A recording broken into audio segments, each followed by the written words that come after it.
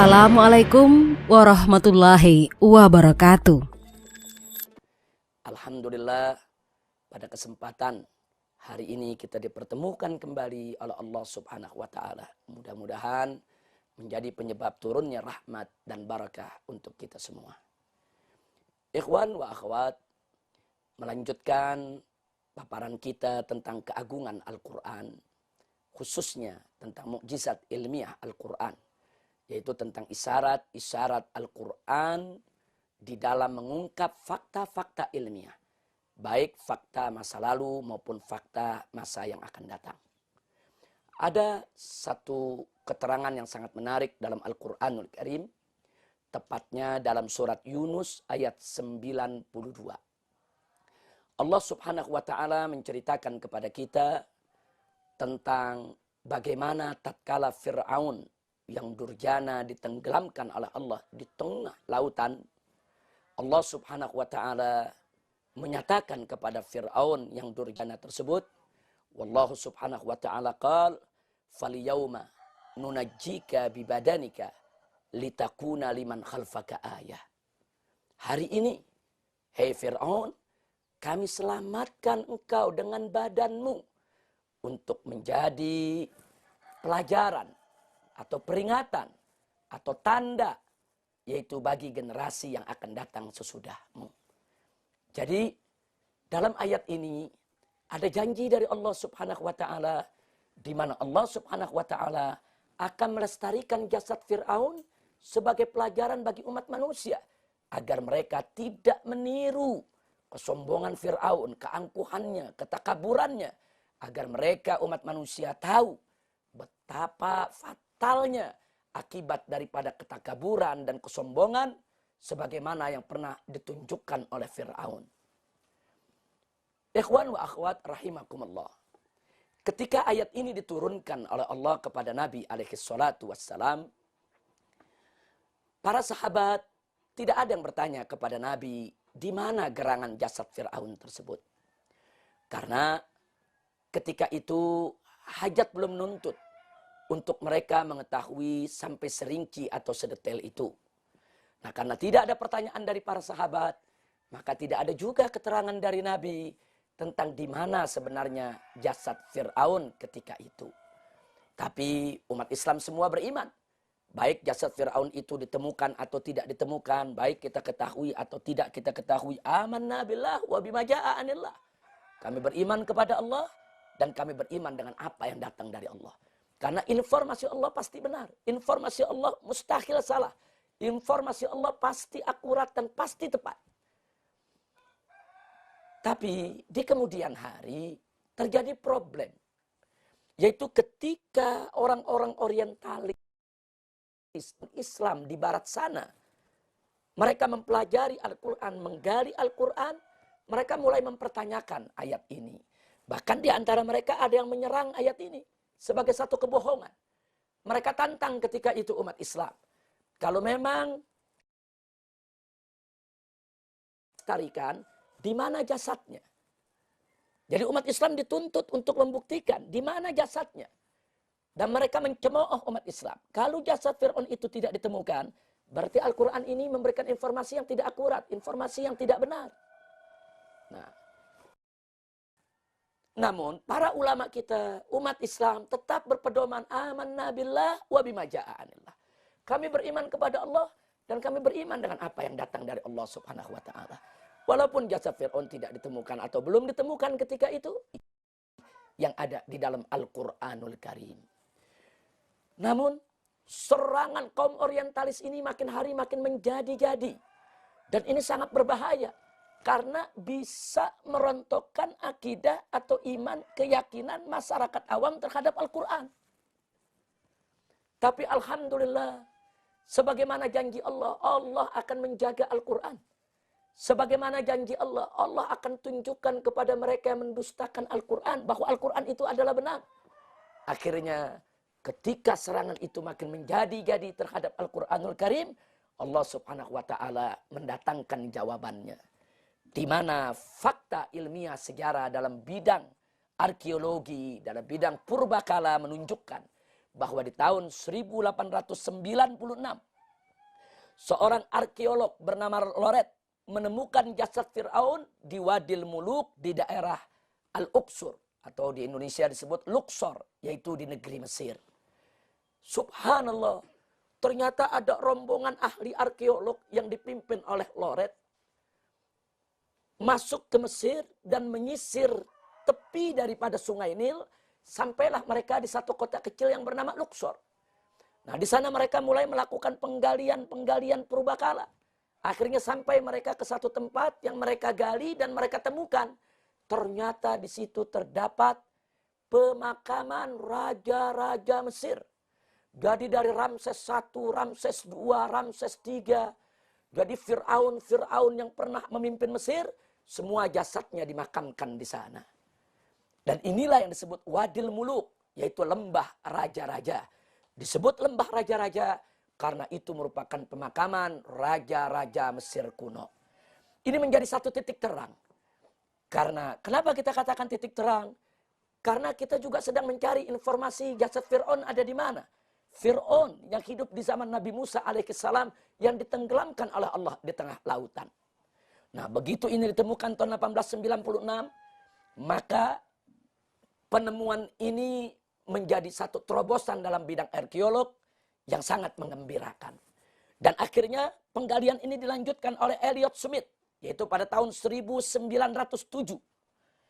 Nah, begitu diteruskan, ternyata di lembah raja-raja ditemukan beberapa mumi, yaitu beberapa jenazah daripada raja-raja Mesir masa lalu yang diawetkan atau yang dibalsem.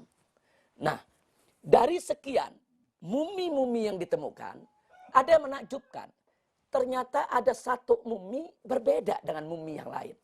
Satu mumi ini lebih utuh dibandingkan mumi-mumi yang lain. Mumi-mumi yang lain sudah menunjukkan kerusakannya, kerapuhannya. Tapi yang satu ini jauh lebih utuh dibandingkan yang lain.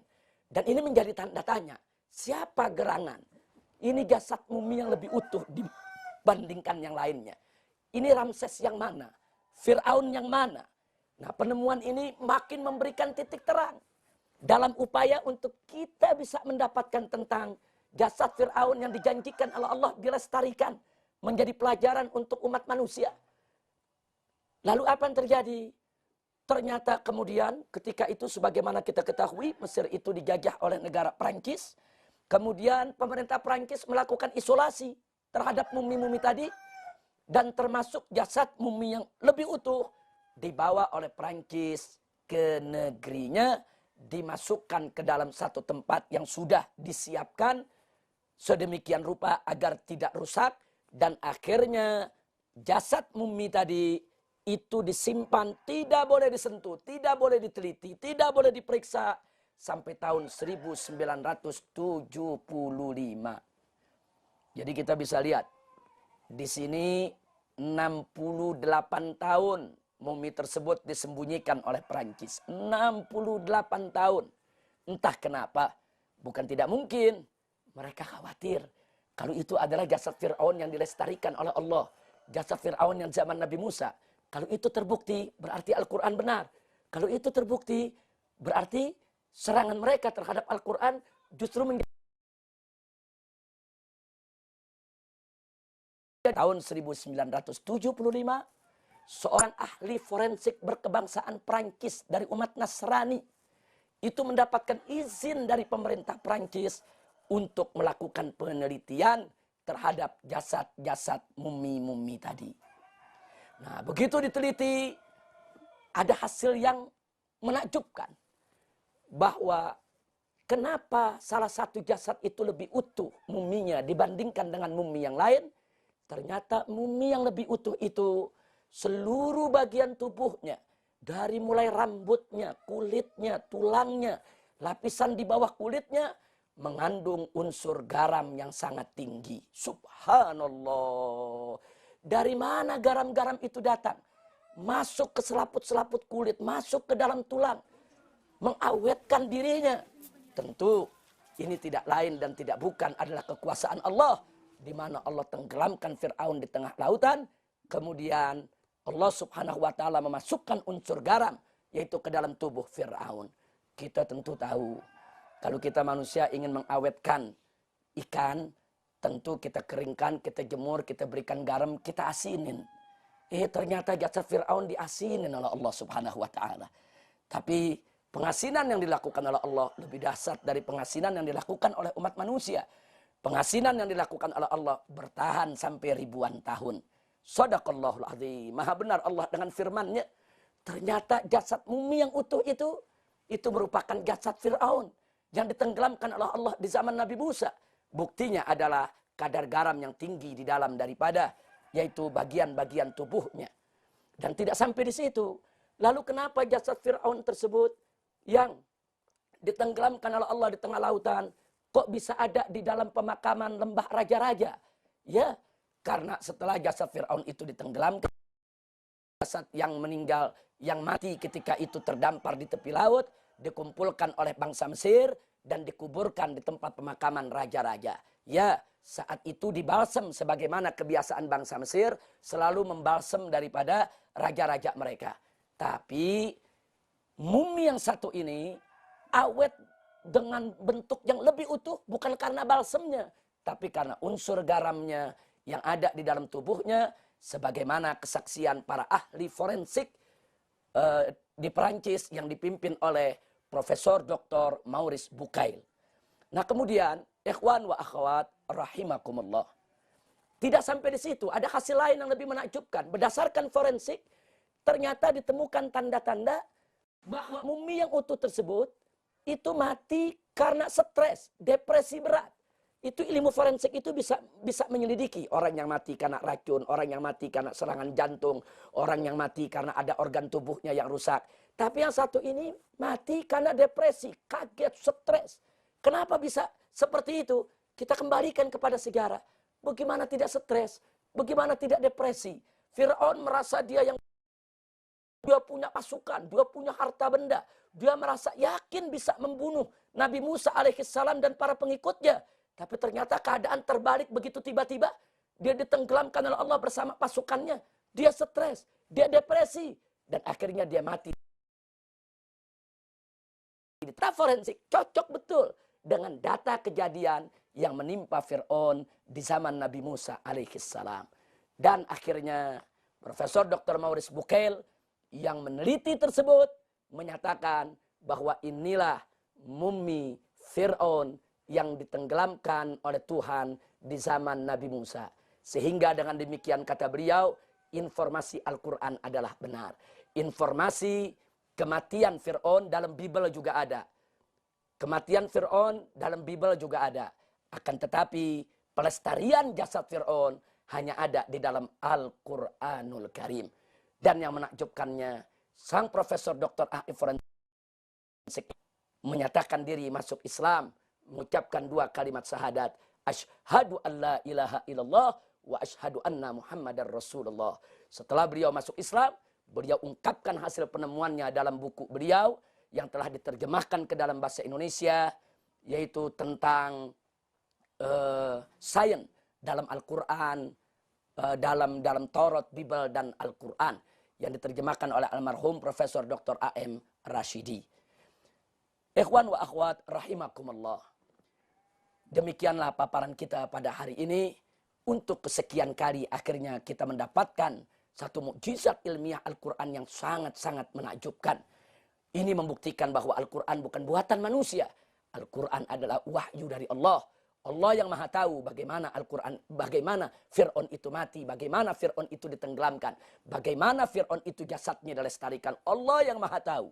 Allah yang maha tahu itulah yang menginformasikan kepada kita. Sekian yang bisa kita sampaikan pada kesempatan hari yang berbahagia ini. Hadani Allah wa iyyakum ila siratihil mustaqim. Wassalamualaikum warahmatullahi wabarakatuh.